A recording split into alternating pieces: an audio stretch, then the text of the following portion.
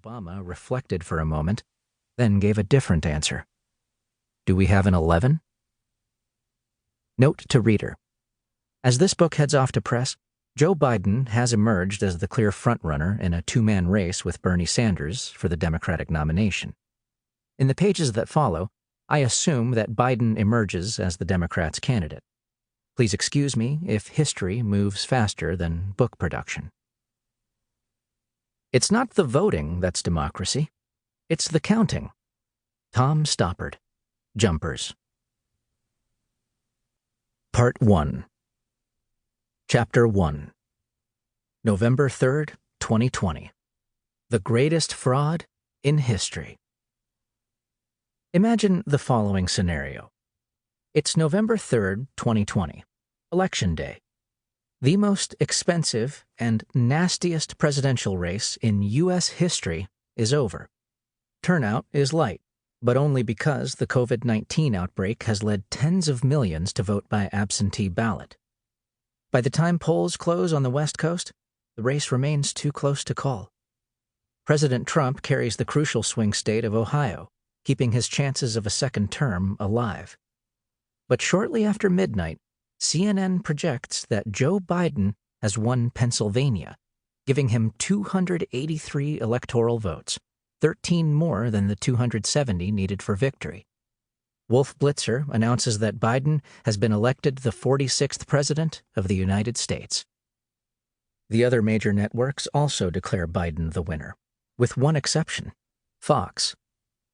At 2 a.m., Biden delivers a short speech to his jubilant supporters. He notes, to a chorus of boos, that President Trump has not yet called to congratulate him and expresses the hope that he will be hearing from the president shortly. His wait is in vain. The call never comes.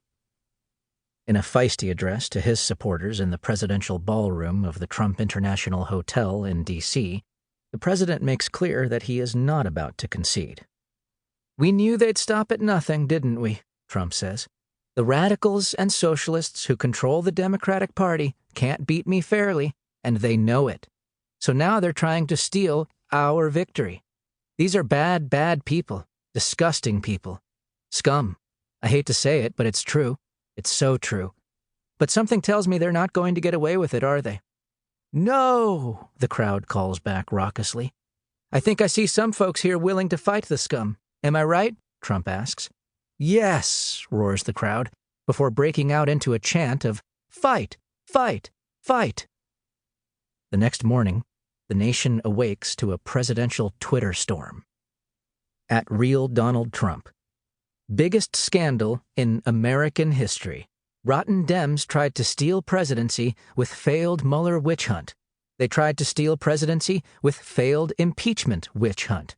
Now, Sleepy Joe and the corrupt Dems are trying to steal this election from the American people. I will fight the rigged result and will punish treasonous CNN and failing New York Times and the Pelosi gang responsible for the worst election hoax ever. The treasonous haters won't get away with the greatest fraud in history. And so begins a constitutional crisis of unprecedented gravity. Of course, it may never come to this. To begin with, there is no guarantee that the American people will vote Trump out of office. He continues to enjoy fervent support among his base. He holds the same geographic electoral college advantage he had in 2016, and he has amassed an enormous war chest of contributions to finance a campaign far more sophisticated and organized than his prior bid. While the COVID-19 pandemic has rattled financial markets and exposed the administration's failure to mount a timely response, unemployment remains low, and wages, after years of stagnation, have seen modest increases. If anything, the fact that a president who presided over 3 years of economic growth would even face a serious electoral challenge is a testament to how divisive and unhinged Trump's leadership has been. But while his defeat is far from certain, what is not uncertain is how Donald Trump would react to electoral defeat, especially a narrow one. He will reject the result. Our nation needs to prepare for this scenario. Trump's refusal